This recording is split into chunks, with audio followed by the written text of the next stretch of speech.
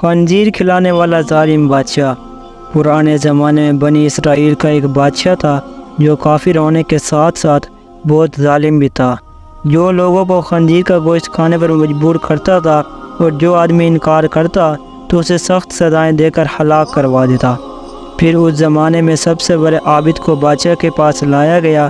لوگ اس عابد کے مرتبے اور فضیلت سے آگاہ تھے۔ لوگ نہیں چاہتے تھے کہ اس عابد بزرگ کو بادشاہ کی طرف سے کوئی تکلیف پہنچے۔ چنانچہ ایک سپاہی نے عابد سے کہا، آپ مجھے ایک بکری کا بچہ ذبح کر کے دے دیں۔ جب بادشاہ کہے گا کہ اس عابد کے سامنے خنزیر کا گوشت رکھیں تو میں وہی بکری کا گوشت آپ کے سامنے پیش کروں گا۔ بادشاہ یہ سمجھے گا کہ آپ نے اس کی خواہش کے مطابق خنزیر کا گوشت کھا لیا، اور اس طرح آپ بھی ہلاکت سے محفوظ رہیں گے۔ عابد نے بکری کا بچہ ذبح کر کے اس کا گوشت سپاہی کو دے دیا۔ جب عابد کو بادشاہ کے سامنے لایا گیا تو بادشاہ نے حکم دیا کہ خنزیر کا گوشت لایا جائے۔ منصوبے کے مطابق تو اس سپاہی نے بکری کا گوشت عابد کو پیش کیا۔ بادشاہ نے کہا، میرے سامنے خنزیر کا گوشت کھاؤ۔ عابد نے کہا، میں ہرگز نہ کھاؤں گا۔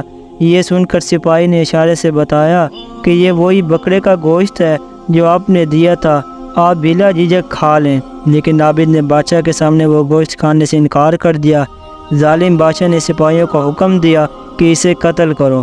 جب عابد قتل کرنے کے لیے لے جانے لگے تو وہی سپاہی قریب آیا اور کہا، آپ نے گوشت کیوں نہ کھایا؟ باخدا یہ وہی گوشت تھا جو آپ نے دیا تھا۔ عابد نے کہا، ایسی کوئی بات نہیں، بلکہ میں اس بات سے ڈر گیا تھا کہ لوگ میری وجہ سے فتنے میں مبتلا نہ ہو جائیں گے، کیونکہ جب بھی کسی کو خنزیر کا گوشت کھانے پر مجبور کیا جائے گا تو لوگ کہیں گے فلاں عابد نے بھی تو مجبور ہو کر حرام گوشت کھا لیا تھا، لہذا ہم بھی کھا لیتے ہیں۔ اس طرح میری وجہ سے لوگ بہت سے فتنے مبتلا ہو جائیں گے، اور میں لوگوں کے لیے فتنہ ہرگز بننا نہیں چاہتا۔